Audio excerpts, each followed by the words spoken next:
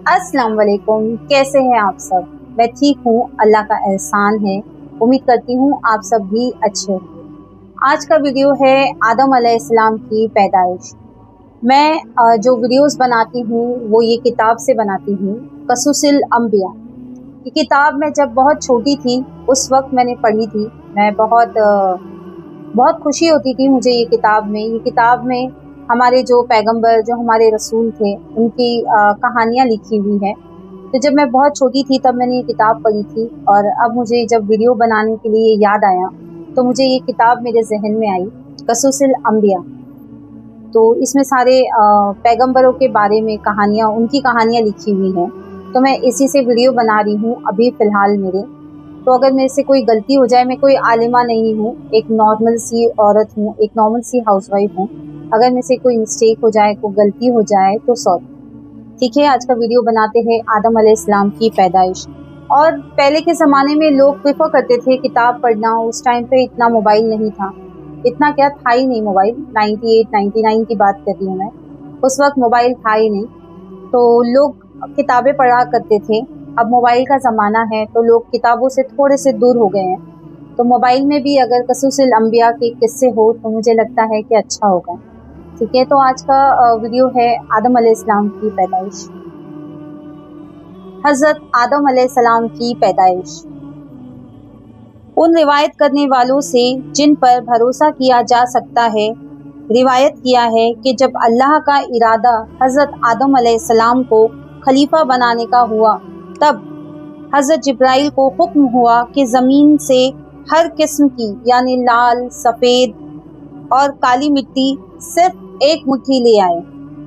Israel अलैहिस्सलाम एक मुट्ठी रंग बिरंगी मिट्टी ज़मीन से जमा करके उठा लाए और अल्लाह के हुक्म के मुताबिक ताइफ और मक्का के बीच में, ताइफ एक जगह का नाम है, ताइफ और मक्का के बीच के दरमियान में रख दी। अल्लाह ने उस मिट्टी पर अपनी रहमत की बारिश की और अपनी कुदरत से हज़रत आदम अलैहिस्सलाम का पुतला उसी मिट्टी के खमीर से बनाया। 40 साल तक वो पुतला बेजान वहाँ पड़ा रहा। फिर अल्लाह ने चाहा कि हज़रत आदम अलैहिस्सलाम के इकबाल का सितारा रोशन हो और उनकी औलाद का रुतबा व दर्जा पूरी कायनात की मखलूक पर ज़ाहिर हो, तो उसने रूह पाक को हुक्म दिया कि आदम के पुतले में दाखिल हो। उस वक्त नर्म व नाजुक रूह ने मिट्टी के पुतले में दाखिल होने से इनकार कर दिया। परवरदिगार ने रूह को दोबारा हुक्म दिया कि ए जान, इस बदन में दाखिल हो जाओ। जब रूह आदम के जिस्म में सर की तरफ से दाखिल हुई तो हुक्म इलाही से जिस्म के जिस हिस्से में वो पहुंचती थी, जिस्म जो ठीकरे की तरह था, पोश पोश में बदल जाता था।